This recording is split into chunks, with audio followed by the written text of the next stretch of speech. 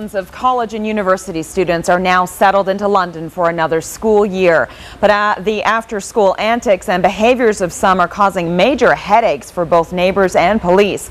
Scott Lightfoot got an eye-opening look at just what they're dealing with, and he joins us now to explain. Scott. Well, Kathy, I'm standing here on Fleming Drive, which by day is a quiet and peaceful residential neighborhood. But at night, it's a whole different ballgame. It's complaints from residents in neighborhoods like this that led police to create Operation Speakeasy. We had the chance to ride along with some of those police officers on Friday night to see firsthand just what they and what neighbors are dealing with. It's not even 10 p.m. and this keg party on a street near the UWO gates, complete with a live band in the backyard, has drawn the attention of neighbors. That in turn brings the attention of London police. On the street, the party hosts are ticketed for violating the noise control bylaw. That's a $105 fine. The hosts of the bash aren't surprised that the police were called. We go out and we do our best effort to try and talk to people, and a lot of our neighbors are really happy with that because it hadn't been that way, and they've been here for 15-20 years putting up with the that students throw at them day in and day out. Just around the corner, a group of neighbors is patrolling the streets, stopping in front of yet another house party.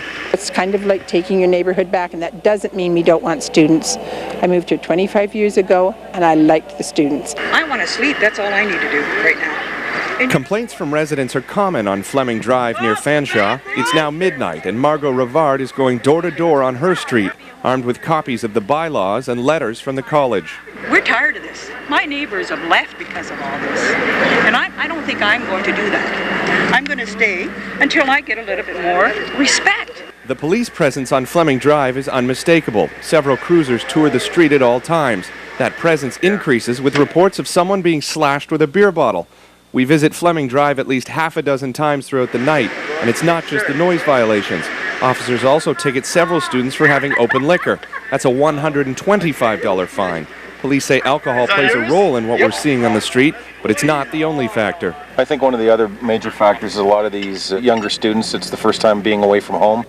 There's really no sort of parental supervision, and they're just having a free run of when they get out here. They just figure that they're going to do whatever they want, and nobody can tell them what they can and can't do. Now it's just after 2 a.m. That's last call, and that means thousands of these partiers are going to be heading from the downtown core area back to residential neighborhoods. Before they clear the downtown, officers are called to an incident in the middle of Richmond Street. One person is taken to hospital, but hundreds of onlookers have gathered in the street. Just down Richmond and in plain view, this student stops to relieve himself on the side of a business. It's a $155 mistake, and one that doesn't come without some protest from his friends. We're all university students. We please cannot afford this, and alcohol does stupid things. The last call of the evening takes us back to Fleming Drive, where partygoers have decided to end their evening by moving a couch to the middle of the road and setting it on fire. They've already torched the matching chair. 2 partygoers from a nearby residence are arrested. Both will be charged with mischief under $5,000. Watching from the sidewalk is Margot, still patrolling the street at 3:30 in the morning. Well, it marks the end of the shift. For officers, it's just another night of dealing with a problem that lasts 8 months of the year. Now take a look. Almost 7 days later, you're looking at the burn marks on the pavement from that couch.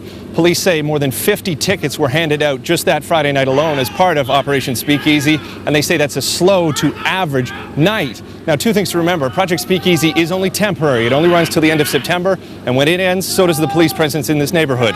And secondly, this is not the majority of students. It's a minority of students.